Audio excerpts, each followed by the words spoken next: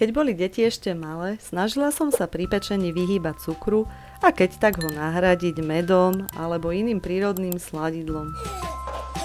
Môžeme sa teda pustiť do pečenia. Do misky si nasypeme 170 g hladkej špaldovej múky, primiešame 1 čajovú lyžičku jedlej sody, 1 polievkovú lyžicu perníkového korenia, 10 g sušeného sojového mlieka, 100 g medu,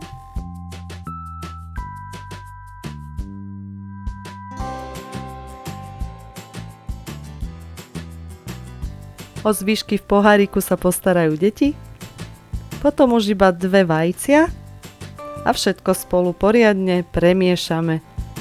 Toto je práca pre deti, kedy môžu magať cesto ako plastelinu.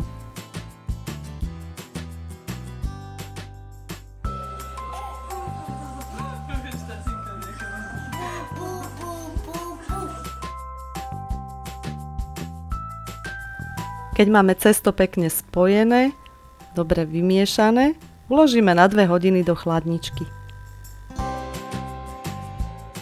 Po 2 hodinách odležané cesto vyberieme, vyvalkáme na pomúčenej doske,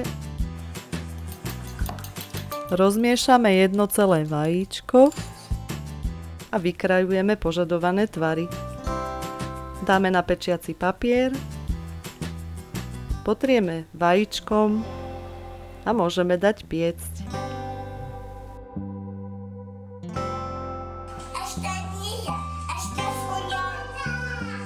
Pečieme na 180 stupňov približne 7 minút. Keď sa vám trúba už viac rozhorúčaví, musíte si dávať viac pozor, aby vám ďalšia várka neprihorela. Potom stačí už menej minút. Deti sa už nevedia dočkať, kedy sa dopečú, trošku vychladnú a môžeme detičkám ponúknuť.